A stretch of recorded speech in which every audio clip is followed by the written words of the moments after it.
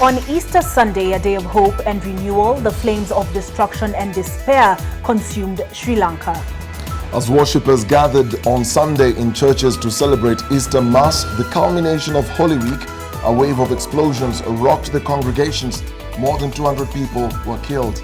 World leaders have expressed shock and condemnation for the attacks that ripped through churches and hotels in Sri Lanka.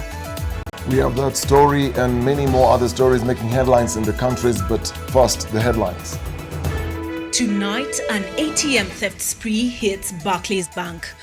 Police on the hunt for suspects who stole more than 11 million shillings in morning heist. Also tonight, a cry for help from the cruel and torrid landscapes of Baringo.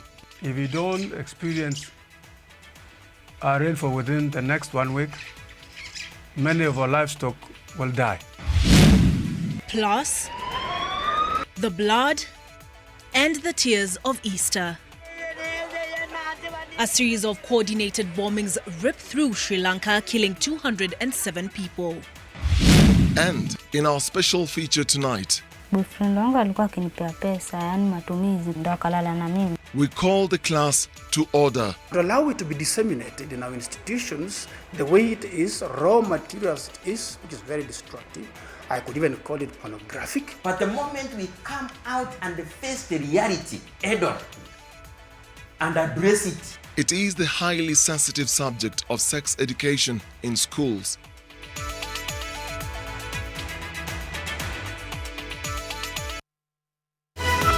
NTV Weekend Edition with Dennis Okari and Olive Burrows.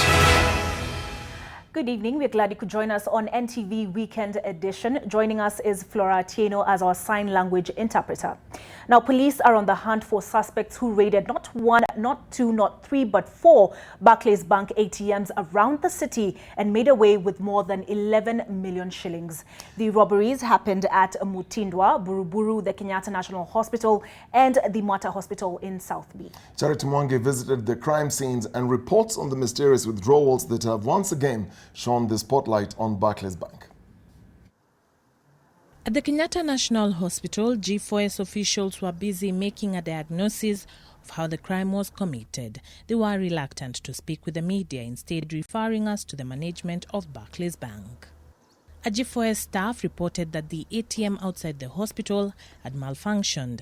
A maintenance personnel who was sent to check on the machine reported that it had been electronically tampered with. Some 4.3 million shillings had been stolen. At the Mata Hospital, the situation was the same. The disruption was apparent as there was a message informing customers of the problem they were facing, albeit subtly. The message instructed customers to access their money using alternative methods. According to a police report filed at the Industrial Area Police Station, some 1 million shillings had been withdrawn from the machine. Police who responded to the incident found that CCTV cameras around the area had been covered in petroleum jelly.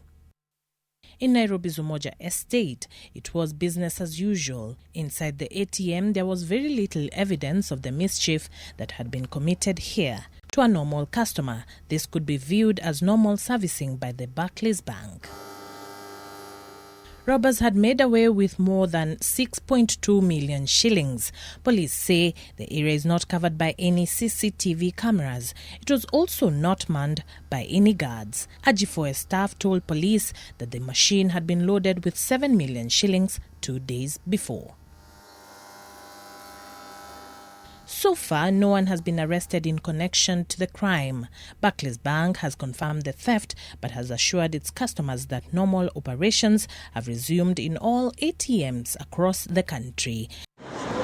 It's not the first time the bank is facing bad publicity. Just last month, flying squad detectives found 2 billion shillings in fake currency at its Queensway branch. But the owner of the cash, Eric Adede, however, denied the money was fake and requested the court to compel police to bring it to court. According to residents and those operating businesses here in Mutindwa area, there has been a lot of activity since the announcement of the theft on social media. Police officers have kicked off investigations alongside G4S security group that services the ATMs. Charity Mwangi, NTV. So from that story, they used petroleum jelly to cover their CCTV cameras, but yes, they did. Robbed the bank of millions. It's not clear how they did it, because other people are saying, was it from inside, or they withdrew dollars, or how it happened? But I think this is a story we're still following, and it's unfolding in its mystery. And from that mystery to another mysterious murder, a 25-year-old man was shot dead by unknown assailants early this morning in Malava, Kakamega County, under puzzling circumstances as he was heading home from his job as a funeral entertainer. His death has sparked fear and tension in the area, with residents calling for security to be heightened. Zainab Ismail with those details. Residents of this village in Malava, Kakamega County, woke up to shocking news of the death of one of their own under unclear circumstances. 25-year-old Stanley Mabia, a local pianist and funeral entertainer, or disco matanga as it's locally known, was shot in the dead of the night by gunmen during a funeral ceremony. Nilisikia mulio wa risasi. Risasi ya kwanza tu hiyo niliamuka. Nikaamuka nikachungulia kwa dirisha. Nikasikia ndio huyu. Nikasikia tena mlio ingine wa risasi. Alilia kwa uchungu, huyu kijana alilia akitaka tu usaidizi. Alilia akisema yeye hasi jambasi. Anatoka tu mahali mzee amekufa huko. Ndio jirani yangu akanipigia simu akaniambia kuna maneno huko nje. Naangalia tu kwa dirisha. Sasa mimi nikaogopa. Ndio kufungua mlango pole nikapata wamefika kwa kijana. Sasa kijana alikuwa analia tu, mnisaidie mtupe kwa hospitali hapo niwache huko. Na usaidisha tukashinda tutamsaidia namna gani. Bila gari likuja kupeleka kwa Okari na akakata roho. Mabia was reportedly on his way home after a usual night out as a funeral entertainer, a job many describe as his bread and butter. Juzi amekuwa tu kwa hiyo sherehe za kanisa tu. Sasa ndio alikuwa ameitwa huku, ndio wamempikia risasi huku. Sasa mimi nimehuzunika, hata sina la kusema. Huyo ndio kijana wangu mkubwa na sasa sina mwingine wa kunisaidia. Si mhalifu, si mkunywaji, wala si mfutaji wa sigara. Hata katika area ni mtoto ambaye pia kuna tegemeo kubwa kwake. The shocking incident has sent a wave of fear among the residents who now want the security agencies concerned to find the motive behind the young man's assassination and bring to book those involved. Kitendo kama hiki, mtu ambaye hana silaha yoyote kwa mkono, kama ni polisi waliua huyu kijana, tunataka sheria ichukuliwe na ukweli wa mambo ujulikane ni sababu ni kwa nini. For now, the family is appealing for help from the government and well-wishers to financially help conduct a post-mortem and funeral arrangement for their kin. Zainab Ismail, NTV. 3 members of a criminal gang operating in Mombasa and its outskirts have been killed and 2 AK-47 rifles and 59 rounds of ammunition recovered. Police say among those killed was Simon Kenywa, who has been on the most wanted list and whose crimes include the murder of a police officer in Taita Taveta and a number of M-Pesa robberies in Mombasa. Kevin Mutai has more. After several weeks of a manhunt, police in Rabai have shot dead 3 suspected criminals and members of a gang that has been launching attacks against M-Pesa owners and residents of Mombasa and the neighboring counties. It was around 11 a.m. when the criminals went on a looting spree in the areas of Rabai, Mazeras and Mariakani when they were intercepted by police on highway patrol after trying to escape on a motorbike. Tulikuwa na masista zangu mmoja ndani na mfanyikazi mmoja pale ndani. Sasa walipotulalisha sote ndani wakaja wakachukua zile pesa zote zenye zilikuwa kwa kesi na wakaenda nao hivyo. Wametolea bunduki na wakatutishia. Lakini wamelaza wale customer walikuwa chini wakawalaza lakini hawakutushoot. Police recovered 2 AK-47 rifles with 59 rounds of ammunition and a knife. During the chase, the 2 of the criminals who had concealed the weapons inside a basket were killed on the spot after they opened fire on the officers in pursuit. One other suspect who escaped on foot was found hiding in the kitchen and was also killed when he attacked Rabai OCPD David Minor with a knife. Police say Simon Kenywa, who was in the most wanted criminals watch list, was also killed in the 3-hour-long pursuit. They are 2 in number. And we suspect they must either have been stolen from our Amalis, or they might have been acquired from our neighboring countries. A border rider who is in custody is helping police with investigations as the manhunt for more suspects continues. Elsewhere in Kisauni, police found 2 bodies this morning at a thicket in Mishomoroni. The bodies of the 2 had bullet wounds, and one of the deceased has been identified as a member of a criminal gang called Wakali Wakwanza. The gang is responsible for a spate of attacks in Kisauni that have left several people with serious injuries and properties of unknown value stolen. Waliuliwa somewhere else ndio wakuja wakatupwa pale. Manake that thicket haiko mbali na wananchi. Na kama ingekuwa ni risasi wangekuwa wananchi wangesikia mlio wa risasi. The other deceased person had a machete tied to his waist and was dressed up in military fatigue. Kevin Mutai, NTV, Mombasa. Daily life is a struggle for hundreds in Baringo County who are in the grips of one of the worst droughts in the country's history. Food and water are scarce, and herders have had to watch desperately as their source of livelihood wastes away. Leaders from Baringo County now want the government to declare the drought a national disaster as the situation there worsens. NTV's Silas Apollo reports on the food situation, which some now say could get worse if the rains still delay. It has been dry for many long months. As a result, once fertile lands and now desert wastelands. But this scarcity is daily life for many in Baringo. This is a wild poison on the edge of destruction. Their cattle are their life savings, most valued and fiercely protected. But the persistent drought has cut their wealth in almost half. And with the drought expected to persist, the herders are getting desperate. It is a daily struggle of life and death that will determine if much of this herd will make it through the drought. It is now a cry for help. If we don't experience a rainfall within the next 1 week, many of our livestock will die. Many of the bowls that were dark are now dry because we have over 300 bowls, but more than half of the same are now dry. 80% of the water pans in Baringo County are now dry. Baringo Kusini tuna shida sana kwa njaa. Watu wanaumia. Vyakula ambayo tulipata juzi imeisha tena kwa sababu watu ni wengi. The drought impacts are just not being felt in the lowlands, but also in the traditionally productive areas. The leaders now want the drought declared a national disaster. The situation in Baringo County and Baringo North in particular is worsening every day. The food and water supplies have been depleted. The dams have also dried up, forcing residents on long treks in search of water.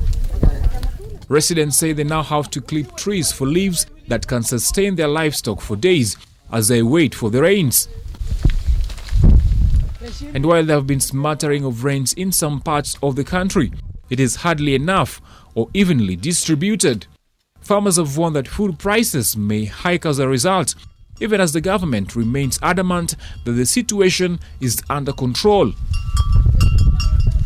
The national government had last month announced a 2 billion shillings funding to facilitate ongoing food relief programs and water tracking in 13 counties facing food scarcity, with an estimated 1 million people likely to be affected by the drought situation.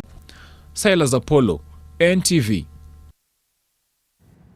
We've covered the drought stories quite extensively, and many people have been praying for rain. And during this Easter holiday, it's come with rain, at least in some parts of the country it's been raining. Families, friends have been gathering in churches today, just celebrating this holiday. And in another part of the world, it's sad news.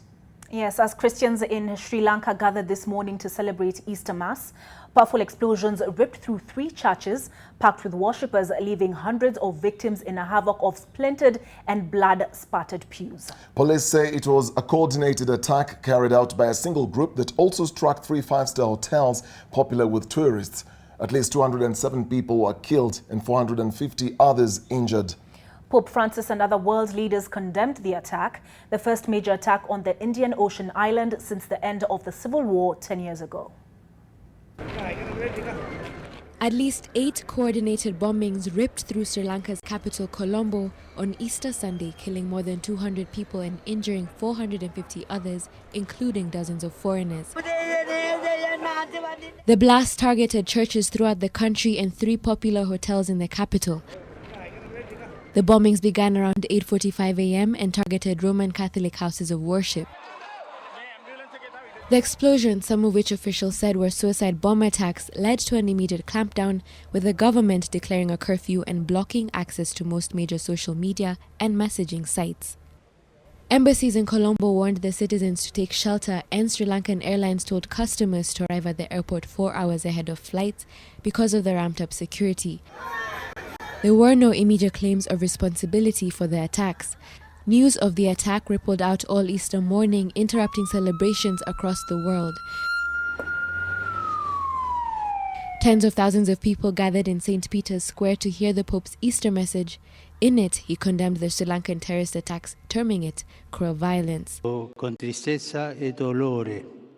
Dear brothers and sisters, I learned with sadness the news of serious attacks that today, Easter Day, brought mourning and pain to some churches and other places where people were gathered in Sri Lanka. I wish to express my affectionate closeness to the Christian community, hit while it was gathered in prayer, and to all the victims of such cruel violence. I entrust to the Lord those who have tragically died, and I pray for the wounded and for all those who are suffering as a result of this dramatic event. The brutal bombings reminded the country of the brutal civil war era, marking a return to violence for a country still on the mend. From the devastating tales of blood in Sri Lanka to that of hope and the blood bikers of Homa Bay. For a long time, residents there would have to wait for more than a week for results of their blood tests from hospitals. But this waiting period has been significantly cut to just 24 hours, thanks to an intervention by the Doctors Without Borders that relies on motorcycle riders to ferry blood samples from source to labs known as hubs. And as NTV's Sharon Baranga reports, there are plans to replicate this idea to other parts of the country. When it comes to interventions surrounding management of HIV in the country, they all began from this place, Homa Bay County, from free distribution of ARVs in 2001 and now a discharge clinic whose main mandate is to do follow-ups for patients who have been discharged from Homa Bay County Referral Hospital. And now another intervention is transforming the healthcare landscape in this county. These are not your ordinary motorcycle riders. In Homa Bay County, their mission is deadly serious. They are the link between residents of this county and laboratories that are known to many here as hubs. And they carry not just the vital supplies, but also the hopes of a people. Why the motorbike? Because of the terrain of the area, and also we wanted something that is sustainable for Ministry of Health to be able to adapt it into their system when we hand over as partners. The program mainly depends on 5 motorcyclists who move around 38 facilities in 5 wards in Diwa. They transport blood samples from source hospitals to laboratories known as hubs, making it convenient for patients. Jared Osumba has been a rider for the last 2 years. Imenisaidia kimaisha kujikimu, kujiendeleza. Tumepelekwa training kuhusu especially kujikinga, kuhandle samples, different types of sample, kutumia gloves. One motorbike rider would cover a minimum of 8 and a maximum of 11 facilities in terms of collecting the samples and delivering the results. Before the support transport network system was introduced, all samples will be taken to Ndhiwa Sub-County Hospital. Will be taken to probably Kemri or Walter Reed, depending on the national selection. Then that would mean someone would wait for 3 months for a simple test. Clinicians would wait for maybe 2 weeks, like for a test that can take 90 minutes. The main hospital that could do this was Ndhiwa Sub-County, which was having 43 facilities. So you can imagine all the clients in all the 43 facilities were depending on one institution to do this. But today we have 5 hubs which has been established with collaboration with MSF France and the county government of Homa Bay. So the client doesn't have to travel to get the result. So the turnaround time being shorter, it means decision can be made quickly. If a patient is failing treatment, the faster you identify the treatment failure, the better for the patient. There are plans to replicate this idea to other parts of the country. Sharon Baranga, NTV, in Homa Bay County. You're going to want to settle in for this next one. Last year, during the national exams, the country was shocked by the sheer number of teens who were either sitting their exams while pregnant or in delivery rooms. Kilifi County recorded the highest number. At least 13,000 teens in the county were pregnant between January and December 2018. It was the making of a national crisis that demanded the country's attention. Critics have argued for the need to introduce comprehensive sex education in schools. However, the church remains adamant that sex education must not be introduced in schools, arguing that providing such information would be giving the youth license to engage in sexual activity. So which way in this debate? NTV's Rose Wangoi tackles this sensitive subject in tonight's special report, Teens with Kids.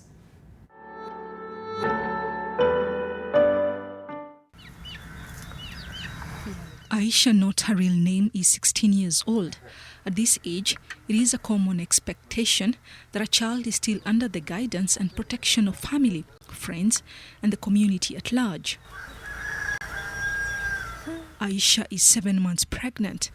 This is her first pregnancy. She is naive and shy. She moves about listlessly, trying to hide her protruding belly with the drape of her oversized lasso. Last year, the course of Aisha's life changed forever when she discovered she was pregnant. Kutokea mwezi wa 11 nimeona tofauti ya kama ina mimba, ndio nikamuuliza, akasema mfulana ambaye kwa ndiye alifanya hiyo kitendo. The father of her child is 19 years old. Yule mwenye ile mimba, ya vijana ambao ni bodaboda, hakufika form 4. Pengine anaweza kuwakuta njiani wametoka shule, akafanya kuwasaidia kuwapeleka nyumbani. Kwa hivyo katika vile kuna usaidizi huo ndio ambayo kwamba imeendelea, hata ndio ikatokea hiyo kitu.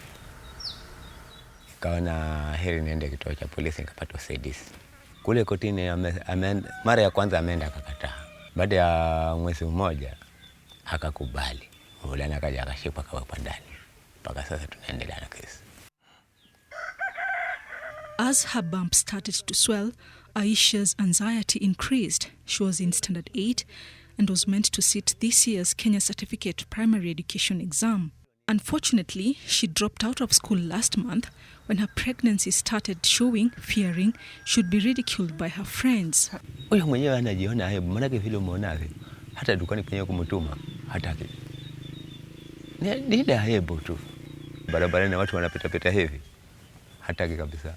Yuko hapa nyumbani, alikuwa ni mwerevu, anafanya vizuri katika shule. Masomo yake yalikuwa mazuri. Hata mimi mwenyewe kule kumsemea sana nilikuwa sina haja na kwa sababu unajua mtu akiwa vile roho yake inakuja kidogo, hata mtu akafikiria akaenda kajitia kitanzi. Kwa hivyo mtu akiwa namna ile nimpatie ile roho. Mzee Charo is not new to this. His eldest daughter also gave birth when she was only 13 years old. Yule mkubwa wake na hivi imekuwa vile vile. Akaangia mimba na mnaile, lakini huyo mwenyewe akaamua akaolewa. Aisha's case is just one of the thousands of teenage girls who fall victim to early pregnancy in the society, and Kilifi County is at the heart of this crisis. Her story bears strong resemblance to Purity. In January 2019, Purity, not her real name, reopened school, eager to tackle the new year and class, but unaware that she was pregnant. A month later, she missed her menses, and that's when she suspected it.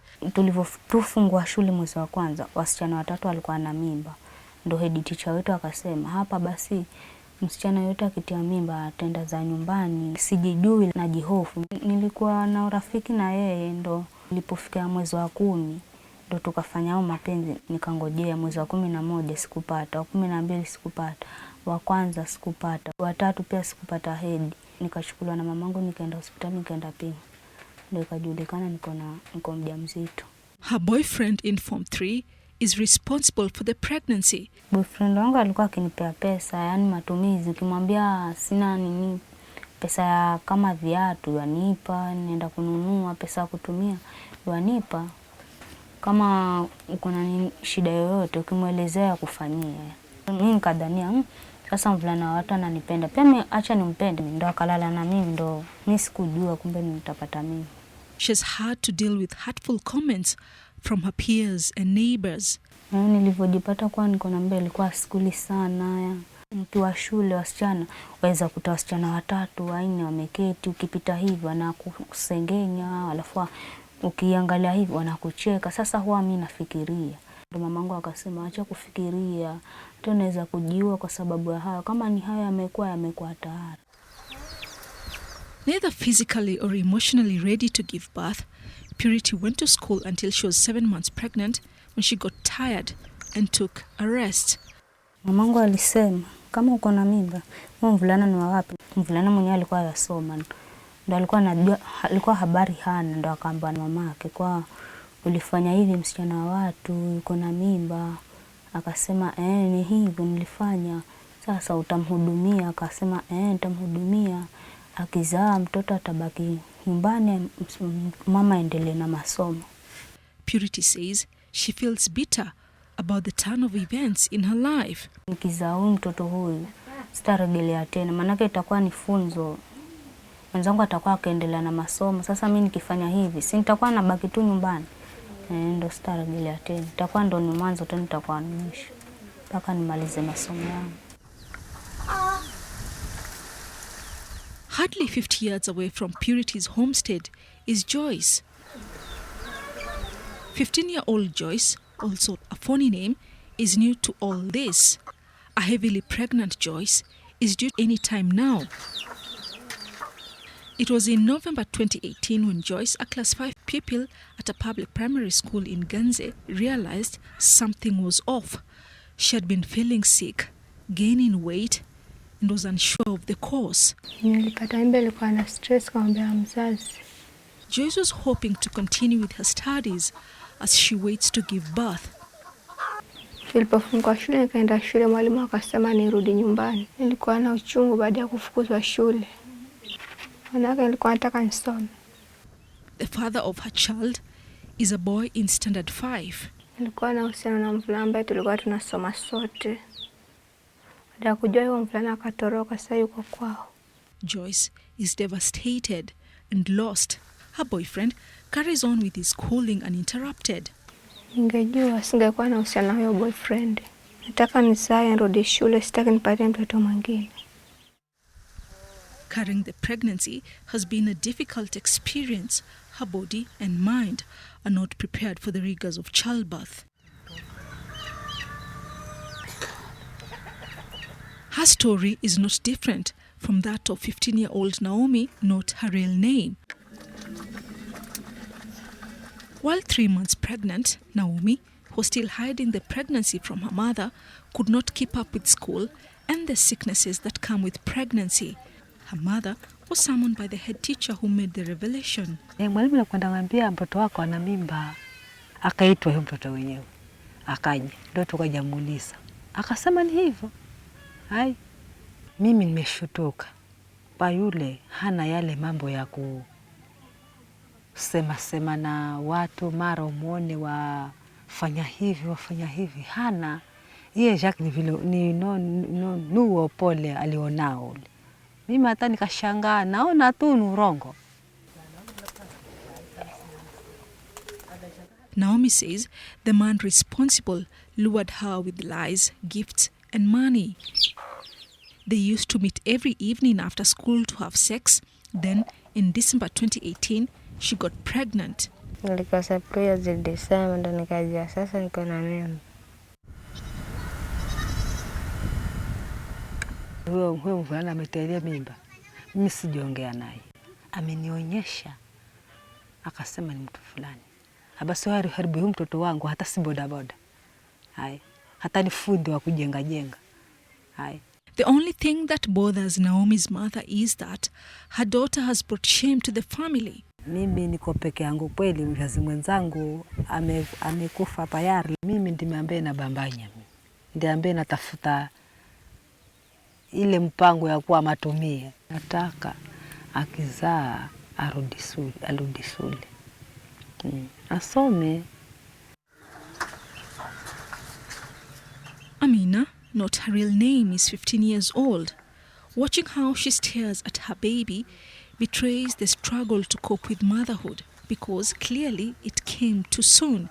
Amina would like to go and play with her friends, but she has a 4-month-old baby to care for, so she can't go to school anymore, let alone play.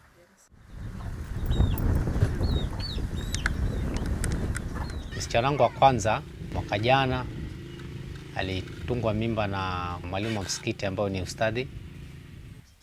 Sasa nilipomhoji akasema yule mwalimu ndio alikuwa akifanya mapenzi na yeye. Nikamuuliza alikulazimisha? Akasema hakunilazimisha, lakini yeye alikuwa ananiambia tu kila mara nikienda madrasa ananiambia maneno hayo, mpaka mwisho sasa ikabidi nikubali. Msichana alikuwa anakuja hapa saa nyingine kuchelewa, lakini mimi sikuwa nafuatilia kwa sababu nilikuwa naona labda saa nyingine kule kuna kazi zingine za kusafisha pale kile kiwanja. Hata sikuwa natazamia kwamba anaweza fanya kitendo kama hicho. Nilikuwa namwamini sana. Nilikuwa na hasira kali sana. Ningempata, sijui serikali ingesemaje, kwa sababu huyo ndio mtoto wangu wa kwanza ambaye alikuwa mimi ndio yeye nimpatie ile nafasi ya kwanza, ili hao wengine pia waonyeshe mfano mzuri. Lakini sasa kwa vile sikuweza kumpata, amekimbia, acha serikali ichukue mkondo wake. Kama wenzangu hao wametoka wanaenda nyumbani, toka sote, wananigusa nasema nibakie nyuma, wenzangu wakiwa wakienda. Wanabakia nyuma, alafu wananiambia kwamba njoo. Mimi walikuwa sijui kwamba alikuwa ananitia nini, wanaenda. Sasa nikifika hapo ananigusa. Akaanza kunigusa. Huyu mwalimu alikuwa anataka tufanye urafiki mimi na yeye, lakini sikujua kwamba mbeleni nitapata ujauzito. Mimi nilikuwa innocent. Wazazi wangu walipokuwa kinaangalia ndo wakagundua kwamba niko na ujauzito, ndo nikaambiwa, lakini mimi nilikuwa sikujua kwamba niko na ujauzito. She sat for the 2018 Kenya Certificate of Primary Education examination while she was 8 months pregnant. Luckily, Amina's teachers were understanding and encouraged her to attend school until she sat for the national examinations. Na majibu yake yalitoka vizuri. Alipata alama 269. For now, Amina, whose dream is to become a teacher, is trapped in the unfamiliar grounds of motherhood. Nilikuwa funzo nikirudi shule, sitaki mambo mengi ya boyfriend. Nataka kuconcentrate na mambo ya masomo. Nimeamua tu kumpeleka shule ya upili, tamu ya pili, kwa sababu yule mtoto niliuliza madaktari, wakanipatia ushauri kwamba mtoto ni anyonye miezi 6 maziwa ya mama, ndio afya yake itakuwa nzuri.